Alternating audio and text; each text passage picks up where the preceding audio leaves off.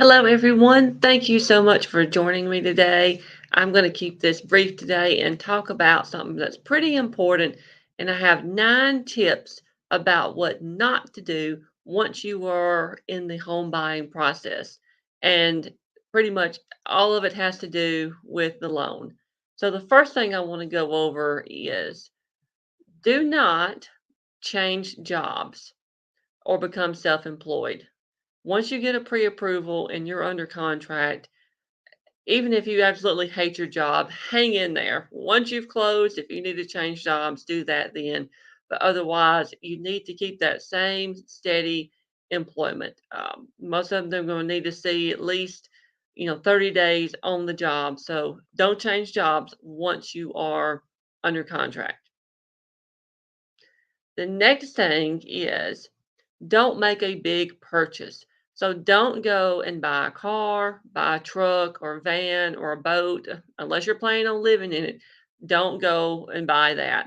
The reason being is that's going to change your debt to income ratio and you might lose your loan pre approval. We definitely don't want that to happen.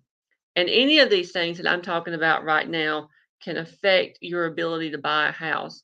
And it is entirely possible for people to do things that will cause them to lose their pre approval and cause a contract to fall apart. Another thing is don't fall behind on your payments. Don't make any late payments at all. Make sure everything is paid on time. Your current house payment, if you have one, your rent is paid on time. Credit card bills, car notes, student loans, everything has to be current. You do not want any negative items popping up on your credit report because a lender will be pulling your credit report throughout the process. Another thing is don't spend your closing costs and down payment funds. Even if you're getting, 100% financing, you're still more than likely going to have to be bringing money to the closing table. Don't go and spend it because if that money is not available and the lender sees that that money is not available, you're not going to be able to close on your house.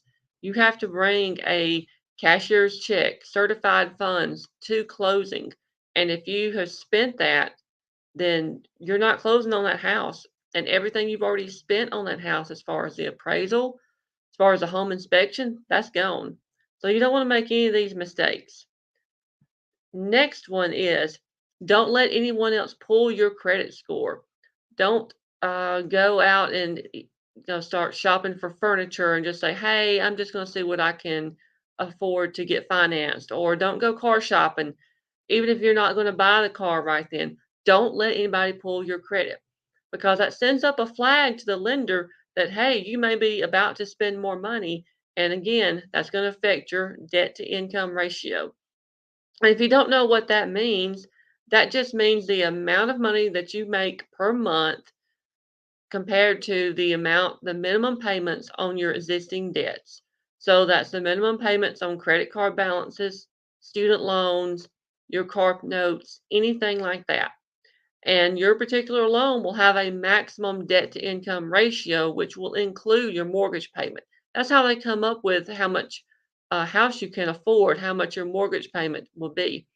So doing anything like that can potentially affect your debt to income ratio, and that could cause you to lose your pre-approval. Another one that some you may not think about very much is don't make any large deposits into your checking account other than your paycheck. If you do come into any sort of money, you may have to write a letter of explanation or give proof of where these funds came from. I know that I personally, when I was refinancing my house, that was around the time when my mother had passed away and I had received some life insurance money.